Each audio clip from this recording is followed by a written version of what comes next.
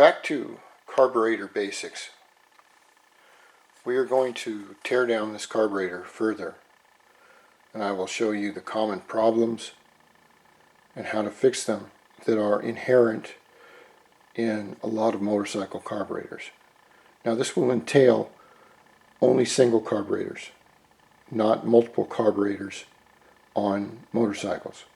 But multiple carburetors are in essence the same thing. One throttle runs 4 of them instead of 1 of them or 2 of them. And the thing is, if you have one of your carburetors in a multiple carburetor setup, if one of them is plugged or not running at 100% efficiency, then your bike will run like crap. And most of this can be allayed if you buy one item. So I can find it. Anyway, it's a fuel filter, but I probably have it hidden behind all of these things. Now, as I was going along, here is your main jet in this Mikuni 28mm. It's right here. As you can see, it's right in there. The main jet, like all of these jets, are nothing more than little copper or brass fittings with different size orifices or holes in them. The bigger the holes allow more fuel to go up from here into the carburetor body, which is right in here. Let's see if I can take a look here. No, I've got that. I've got the slide down. I'm going to take the slide out too. Now, what the carburetor does is it meters air and fuel. The standard for air and fuel in a carburetor, what you want to get, would like to get, is 14 parts air to 1 part fuel in all of the carburetor range, from your closed throttle till the wide open throttle.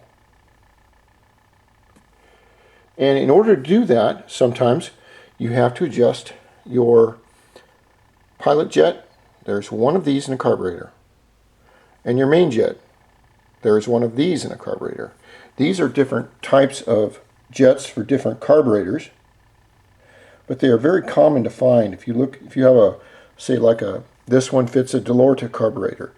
If you have Mikunis or you have the Okos, you can go to their website, or usually, like I stated earlier, your best bet is to go down to your local motorcycle shop or call them and tell them that you have a certain type of carburetor and that you need a replacement jet for it.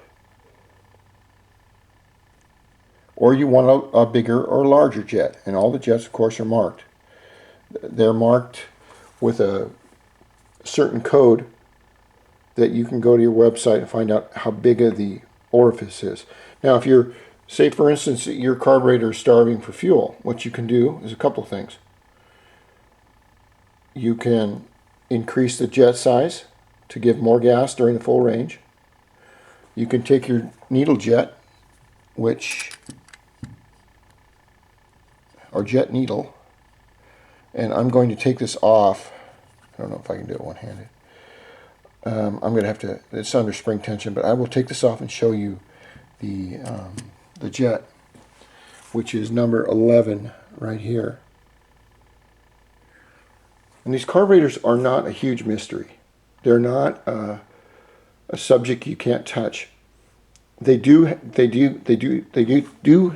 clogged with what we have here in this Honda 50 carburetor, DIO carburetor. This is standard gasoline after it's been evaporated.